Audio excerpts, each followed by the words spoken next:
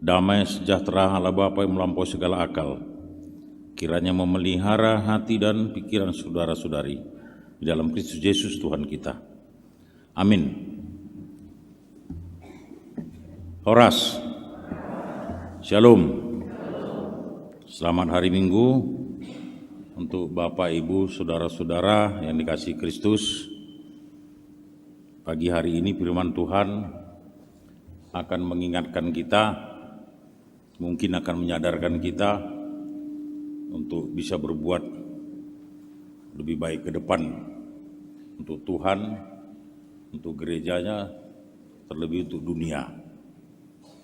Firman Tuhan pada pagi hari ini tertulis di kitab Mazmur pasal 36 ayat 6 sampai dengan ayat 11. Kita baca secara responsorial. Kita baca secara responsorial. Udah ada di layar ya.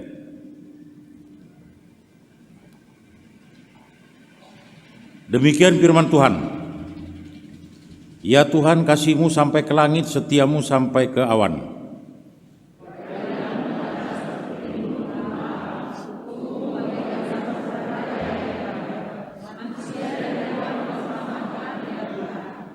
Betapa berharganya kasih setia-Mu ya Allah.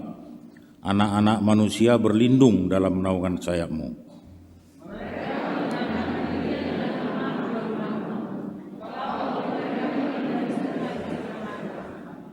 Sebab padamu ada sumber hayat, di dalam terang-Mu kami melihat terang.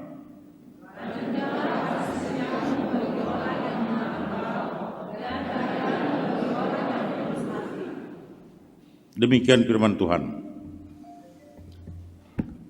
Bapak, Ibu, saudara-saudara, ini tiap tahun kita diingatkan. Bukan oleh Tuhan melalui nabinya, para hambanya, para pekerja di ladangnya, juga pemerintah, agama apapun itu, tetap diingatkan akan kasih dan kesetiaan Allah. Kenapa setiap saat harus bolak-balik diperdengarkan kepada umatnya? Karena umatnya ini cepat bosan, cepat lupa diri, ya, cepat tinggi hati, dan bisa juga jadi rendah hati dan berubah-ubah terus. Kalau Tuhan itu konsisten, dari awal sampai akhir dia tunjukkan konsistensinya dengan dunia ciptaannya dan pemeliharaan sampai sekarang. Bayangkan aja, ada pagi, ada siang, ada sore, ada malam. Ada panas, ada hujan, ada air, ada udara. Itu salah satu. Konsistensi dan komitmen Tuhan ditunjukkan kepada dunia secara global, itu tadi. Kalau nggak ada pagi gimana? Kalau Tuhan, udahlah aku pening nengok kalian semua, aku bikin malam aja terus, nggak usah ada siang-siang lagi, pagi-pagi. Gimana? Apa tahan itu arus listrik itu? Tenaga batu bara, tenaga air, tenaga uap, apa tahan? Nggak ada tenaga uap, nggak ada matahari kan? Apa ada mobil listrik? Apa kita bisa minum, kita makan? Tapi karena Tuhan itu konsisten, saya akan tetap sampai akhir dunia ini. Pagi, siang, sore yang pasti ada. Biar bisa kita jalan menikmati. Saya kasih udara, air. Cuman persoalannya, mampukah kita mempertahankan konsistensi tadi dari Allah tadi untuk kita imani, kita pertahankan, perjuangkan. Salah satu kesetiaan dalam rumah tangga, apalagi suami istri, itu adalah ucapannya dulu. Bapak Ibu yang sudah berumur 50 tahun ke atas ini masih konsisten nggak bilang sayang, cinta sama istrinya atau suaminya? Dulu kan, ya sayang, kan itu. Entah apa-apalah bahasanya kan, tapi mirip-mirip gitulah, sayang atau kasih, entah apa-apa, entah dek, entah bang, entah lain sebagainya, entah hani, dia lain sebagainya. Konsisten nggak? Itu bukti kesetiaan. Kalau panggilan kita menunjukkan dia waktu kita masih berhubungan atau pacaran, itu kita pertahankan sekarang, itu yakinlah. Ya seperti saya contohnya, ini bukan bersaksi ya. Sampai sekarang kami tetap gitu, semua suami istri. Walaupun usia saya sudah hampir 60 tahun. Kan gitu. Itu konsisten.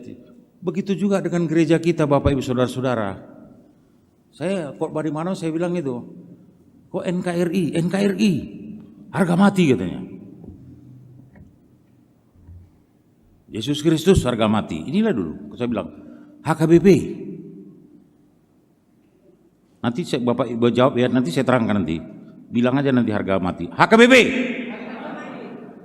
Sekali lagi HKBP. Mesti berani. Kita ini bangsa yang besar. Gereja yang besar, kita harus konsekuen dan konsisten, setia terhadap HKBP. Kenapa?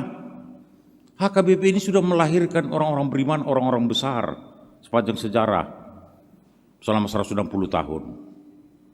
Jangan sedikit saja ada masalah di gereja kita, minta pindah mau keluar. Karena kurang enak pelayanan di sini, kurang sejuk, ada ribut begaduh-begaduh gini, apa namanya berkelahi gini. Ah udahlah ribut kali udah KBP nih, nggak enak pun di sini.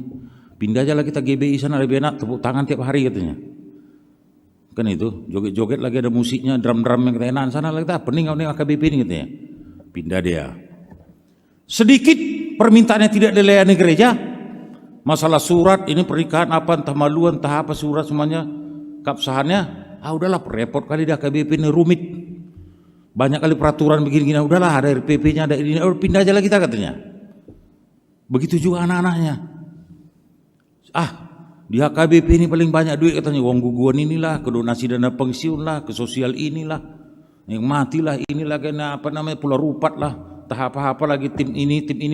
Ah bosan udah pindah aja lah kita. Jangan. Saya bilang jangan. Kalau Bapak mampu bertahan di HKBP sampai ada akhirnya, itulah menunjukkan jati diri iman Bapak Ibu Saudara-saudara bagus. Itulah kesetiaan itu.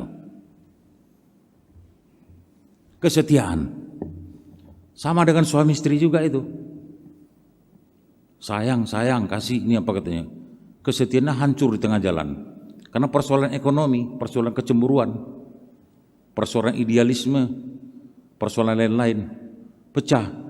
Di satu rumah tangga itu suami istri beribut terus, berantem terus. Susah kali istrinya dijinakkan suaminya. Iya, payah kali. Tahap apa pun dibilang enggak ini lagi, enggak mempan. Udah pening suaminya nih, aduh. Stres aku buat istriku dia. Gimana caranya mengamankan ini supaya dia jinak, supaya dia bisa diatur, supaya dia bisa ini. Pergi dia kepada orang tua. Biasalah di suatu tempat dari orang tua. Kayak tolonglah saya kayak apa yang mau ku tolong sama kau? Tolong istriku susah kali kayak ku jinak kan, udah peninggal kepala aku melihat istri aku. Gimana cara supaya istri aku bisa akur sama aku, bisa kuatur katanya. Ganas sekali istriku nih, ngeri kali katanya. Oh gini aja lah, pergilah ke hutan sana, ambillah 3 lembar kumis harimau. 3 lembar aja kumis harimau, pergi ke hutan sana. Wah, ngeri kali kakek ini, awak cari selamat disuruh pula cari kumis, cari mati. Mana kakek ini katanya, cari solusi kok dia begini. Ya kau lah. Kalau kau mau ya persoalanmu selesai. Ya udahlah Pung, demi istriku ini udahlah nggak apa-apa lah aku laksana. Pergi dia. Pergi ke hutan cari kumis harimau. Bayangkan cabut kumis harimau kan ngeri kan. Pergi dia, 3 hari kemudian datang dia. Kek, inilah udah berhasil aku. Inilah kumis harimau 3 lembar, udah berhasil aku. Oh bagus. Harimau saja bisa kau tundukkan. Masa istrimu tidak bisa kau jinakkan? Harimau begitu ganas bisa kau jinakkan. Kau cabut lagi kumisnya. Masa istrimu tidak bisa? Ini solusi. Tuhan memberikan solusi. Jalan. Penyelesaiannya kita. Mau enggak? Ini kehidupan. Kita sekarang kan bebas memilih. Bapak Ibu saudara-saudara saya kasihi. Begitu banyaknya agama di dunia ini. Begitu banyaknya suku di dunia ini. Begitu banyaknya bahasa di dunia ini. Begitu banyaknya undang-undang peraturan di dunia ini. Semuanya ini kan pilihan. Agama itu pilihan. Tapi Batak HKBP itu takdir. Agama pilihan, nggak suka aku agama ini Kristen ini, bosan aku masuk Islam, bisa. Beda akidah. Bosan jadi agama Kristen, bisa. Pindah Islam. Dia lebih menyayangi seseorang, istrinya, pacarnya, pekerjaannya, jabatannya, bisa saja berubah agamanya. Tapi kita Bapak Ibu Saudara-saudara orang Batak ini itu takdir. Sampai mampus pun kita tetap juga orang Batak. Nggak mungkin bilang, udahlah, udah 30 tahun ini aku jadi orang Batak, bosan aku, pindahlah aku jadi orang Jawa dulu aku 3 tahun nih. Nggak bisa. Emang gampang. Anda bisa berbahasa Jawa, tapi darah itu bukan darah Jawa. Kan gitu. Kesetiaan itu ditunjukkan juga identitas. Identitas saya apa? Bukan hanya yang di KTP doang, itu bisa dirubah sesuai dengan konteks, situasi, kondisi. Identitas saya, kalau saya itu mampu menciptakan sesuatu dan mengenal sesuatu sesuai dengan jati diri saya. Makanya ada integritas. Makanya lahirlah sebuah komitmen. Manusia tidak berkomitmen biasanya gini, gak jelas. Kita bicara visi dan misi. Kita bicara target, tapi dasar keberangkatan kita enggak jelas. Kita bilang firman Tuhan itu apa?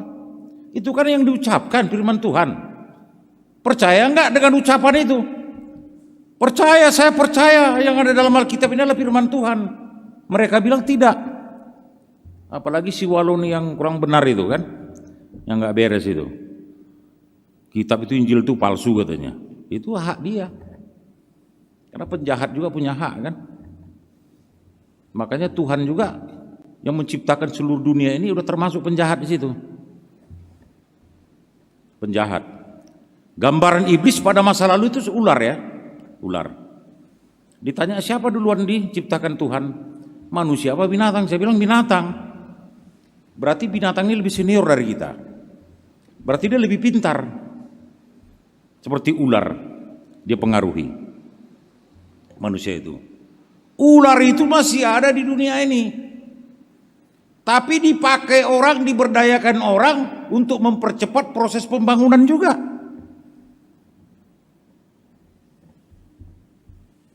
Pembangunan ini juga berjalan seiring dengan itu juga. Seperti si Maryam jalan dia, penjahat itu jalan. Kalau orang jujur memang kelola itu nggak jadi-jadi. Ada tender, ada begini, ada proyek, ada begini, ada markup, ada begini, ada lain sebagainya. Jalan. Iman orang Kristen di dunia ini tidak akan bisa berjalan dengan simultan kalau kita tidak mampu membaca situasi dan kondisi. Kita bayangkan Ibu serta kondisi ini, bersyukur kita. Tuhan itu Maha Pengasih. Dia tunjukkan melalui pemerintahannya. Bayangkan aja Indonesia dalam menangani COVID-19 ya, menjadi contoh bagi dunia. Kita dulu negara yang paling takut dengan adanya COVID-19. Sekarang kita negara yang paling berani menghadapi COVID-19. Kenapa? Orang Batak sudah dilarang jangan merminggu kau di situ, jangan begini-begini. Ramai sekali, saya khotbah di Pakam dulu tanggal 25 tuh, ramai setengah mampus orang situ. Padat, lebih penuh. Kalau bangku seperti gini udah 10 orang ini. Tapi sampai sekarang kabarnya 1 orang pun gak ada kena COVID. Kemahakuasaan Tuhan. Kenapa? Tuhan sudah menyediakan apa yang kita butuhkan untuk melawan COVID. Terutama keyakinan kita, jati diri kita, iman percaya kita. Karena kita yakin COVID itu datangnya dari Tuhan. Kalau segala sesuatu yang diciptakan Tuhan, apalagi COVID. Kalau seandainya COVID datangnya dari iblis, masa Tuhan kalah dengan iblis? Hebat kalilah kau iblis, kau buat COVID. Masyarakatku, jemaatku begini, bangsa yang kupilih, kuciptakan kena gitu. Dihembusnya itu, selesai itu COVID. Tapi kini ini Tuhan menunjukkan sebagaimana iman kita. Mampukah kita bertahan dengan kesetiaan kita kepada Kristus, kepada HKBP? Berjemaat walaupun pakai live streaming atau Zoom dan sebagainya, untuk tetap beribadah kepada Tuhan. Tuhan lihat, setia enggak kalian? Kasihku sudah melanda dunia. Sambut hai saudara-saudaraku. Bukan hanya sekedar bertobat. Kalau di Yunani itu kalau bertobat katanya melakukan firman Tuhan sesuai kehendak Tuhan. Kalau kita bertobat udah enggak melakukan kejahatan lagi, tapi belum tentu berbuat baik kan? Yang biasa selama ini merampok, menipu, berbohong, bertobat dia. Artinya bertobat dia tidak melakukan itu lagi tadi, tapi belum tidak berbuat baik. Yang selama ini biasa berbohong, dia nggak berbohong lagi. Cuma itu aja pertobatan menurut dia. Tapi pertobatan menurut Kristus adalah kalau dia sudah mampu melaksanakan firman Tuhan, mampu berbuat, mampu mengasihi sesama manusia, dan tidak membuat susah orang lain, itulah bertobat. Jadi bapak ibu juga begitu semua. Kalau suami ibu masih tetap berbohong sama ibu, mustahil, dia tidak sayang itu sama ibu, bohong itu. Kalau dia sering mengakali itu, sama semua kita. Tapi kalau dia jujur setiap saat, berarti dia benar-benar mengasihi ibu walaupun tidak berbuat sesuai dengan yang ibu inginkan. Karena kasih itu tidak bisa semua di-cover dengan keinginan kita. Kalau dia sering datang ke rumahku kasih duit katanya. Setiap datang kasih, nampak kali dia sayang kali sama aku. Kelihatan dia sangat menyayangi aku. Buktinya saat datang dia ke rumah saya dikasih duit.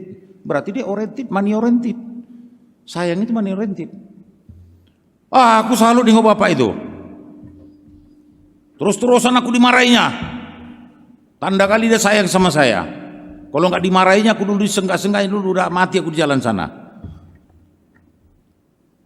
Dan itu. Jadi juga nasihat juga bukti tanda sayang. Jadi kalau bapak ibu saudara-saudari, apalagi seorang ibu gitu, ya, kalau mau suami mengingatkan, mengajari, supaya cantik bu, pakailah baju ini, rambutnya jangan gini lah, jangan dibuat merah-merah, hitam aja udah ini, polisnya begini-begini. Sang ibu tuh biasa protes tuh, enggak lah, kuno tuh, kau begini. Ya kayak dulu kan aku sama kau dulu sederhana mungkin. Dulu kan nggak ada pakai ini hitam-hitam sini merah-merah, rambut begini, nggak ada, kan itu. Ini mempertahankan dia, mengingat masa-masa itu. Tapi karena ini perubahan milenial, internisasi, abad ini global. Artinya global, apa yang kita lihat di dunia lain itu akan kita konsumsi. Makanya orang yang sering mengkonsumsi segala sesuatu yang dibidani orang lain menjadi bermanfaat baginya, kita ini masih meniru. Meniru itu gampang. Kenapa kita tidak gampang meniru perlakuan yang dilakukan oleh Yesus Kristus yang pengasih? Kalau yang lain kita gampang meniru, Tuhan Yesus nggak susah kita tiru kok. Dia berbuat baik, lengkap dengan ada yang sini tertulis. Bagaimana caranya? Menyayangi orang. Karena kasih setia Allah itu mendunia, tidak mempermasalahkan latar belakang manusia yang jahat yang baik. Cuman manusia itu diberi kesempatan sesuai dengan permintaan Tuhan. Kalau dia bertobat, bertobatlah. Karena Yesus Kristus telah datang ke dunia. Dia sudah lahir ke dunia. Dia bukan lahir tanggal 25 kemarin. Makanya kita harus Natal tanggal 26, 78, tanggal 10 juga bisa kok merayakan. Karena dia sudah lahir beribu-ribu tahun, sudah berkali-kali dirayakan. Sama dengan kemerdekaan kita juga. Sama dengan ulang tahun yang lain sebagainya. Kesetiaan Tuhan itu sudah ditunjukkannya melalui gerejanya, yang mampu mengumpulkan manusia dari segala latar belakang di dunia ini untuk menyembah bersujud kepadanya. Bukan hanya HKBP. Semua gereja-gereja yang ada di dunia datang bersujud menyembah kepada Tuhan. Maka itu Bapak Ibu saudara-saudara, kalau ada istilah zaman dulu mengatakan kasih anak sepanjang galah, kasih ibu sepanjang jalan atau sepanjang hidup, artinya satu orang ibu mampu merawat, menghidupi 7 orang anak. Tapi 7 orang anak belum tentu mampu merawat, menghidupi seorang ibu. Di mana sih kasih sayang itu? Satu orang ibu dengan 7 anak-anaknya, dari mulai kecil mengasih makan, menyekolahkan, memandikan, semuanya sukses. Jadi orang-orang besar. Begitu anak-anak sukses menjadi orang besar, 7 orang itu mampukah merawat hanya 1 orang ibu? Tidak mampu. Yang lain mengatakan enggak sempat, yang mulai repot.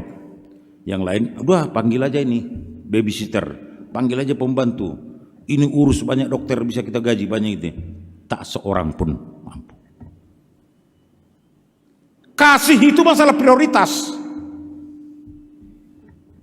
bukan masalah elektabilitas. Kasih itu prioritas. Karena kalau saya mengingat diri saya, mengasihi diri saya sama dengan mengasihi orang lain, itu prioritas. Karena Tuhan sendiri pun datang ke dunia, dia rela mati untuk dunia. Kenapa? Karena Allah sendiri menunjukkan kasihnya kepada dunia. Ini anakku kukorbankan samamu. Tapi agama lain selalu mempersoalkan Kristus bukan Tuhan. Ya urusannya lah itu. Kristus itu bukan Tuhan katanya. Ya, memang kalau menurut keyakinannya. Tapi karena kemahakuasaan Tuhan Allah atas anaknya Yesus Kristus yang mampu melaksanakan segala tugas-tugas Tuhan Allah di dunia ini, bisa menghidupkan orang mati, bisa lain sebagainya, bisa naik ke surga, duduk sebelah kanan Bapa, kita yakini dia sebagai Allah Tuhan. Walaupun dalam kredo kita katakan percaya kepada Yesus Kristus anak Allah yang tunggal, itu pengakuan kita. Kredo kita nih, kita pasarkan ke dunia lain. Aku percaya kepada Yesus Kristus, kan itu anak Allah yang tunggal, kan Allah. Kita aja mengatakan Kristus Yesus anak Allah kan. Tapi di sebagian lain kita katakan dia itu Allah yang hidup. Kenapa? Karena dia firman yang telah sama dengan kita ke tengah-tengah dunia. Gereja ini, tubuh Kristus ini, pemahaman teologi Rasul Paulus ini gereja. Berarti kita sudah dilindungi oleh Tuhan. Jadi seperti hukum Taurat kelima, kasihilah ibu bapakmu supaya lanjut umurmu, diberikan rezeki dan sebagainya. Sebenarnya ini nggak boleh tawar menawar, ini harga mati. Harga mati. Nggak usah dibilang aku nggak akan menyayangi orang tuaku karena orang tuaku nggak benar, nggak beres, tidak bertanggung jawab sama keluarga, tukang menjudi, penipu, perselingkuh dan sebagainya. Nggak boleh. Sejahat apapun orang tua kita, sekejam apapun orang tua kita, setidak beres apapun orang tua, itu adalah tetap orang tua kita. Masalah persoalan dia kelakuan itu urusan Tuhan, bukan urusan kita. Kita nggak boleh menghakimi. Tidak ada hak kita menghakimi selagi kita hidup di dunia ini. Kenapa hakim bisa menghakimi, jaksa bisa menuntut dengan latar belakang pekerjaannya, alasan hukumnya. Kita juga menjalankan hukum Tuhan. Artinya hukum Tuhan ya kasih. Marilah kita memelihara kasih itu di tengah kita sama kita, supaya kita mampu merawat kesetia kawanan ini. Kesetiaan antara umatnya, kesetiaan antara suami istri dengan anak, kesetiaan dengan hukum, peraturan gereja, terutama kesetiaan kita kepada perintah Tuhan, perintah Allah, saling mengasihi. Memang tema ini tadi menggugah kita. Tema ini setia dan kasih. Jadi kasih Tuhan itu harus kita implementasikan dengan pikiran, perasaan, penglihatan kita, terakhir dengan ucapan kita. Maka kita bersaksi dengan diri kita sendiri, bersaksi dengan latar belakang apapun yang kita miliki, mau pekerjaan kita dan sebagainya. Karena kasih ini adalah takdir. Sudah ditakdirkan kita harus memiliki kasih. Kalau kita tidak memiliki kasih sebagai manusia, kita di luar Kristus, di luar agama Kristen. Makanya ciri khas agama Kristen, apalagi HKBP, harus tertanam cinta kasih terhadap sesama. Makanya HKBP di mana-mana musyawarah mufakat itu lebih tinggi daripada peraturan. Kalaupun sekarang demokratisasi, ya dianggap lebih tinggi, ya kesepakatan nasional atau internasional, tapi yang jelas musyawarah mufakat itu adalah ciri khas HKBP dari dahulunya. Makanya itu kita bisa membangun kebersamaan, bisa membangun persepsi kita, bahkan visi dan misi kita itu sangat tepat sasarannya ke depan untuk memperbaiki HKBP sebagai gereja Tuhan di dunia ini.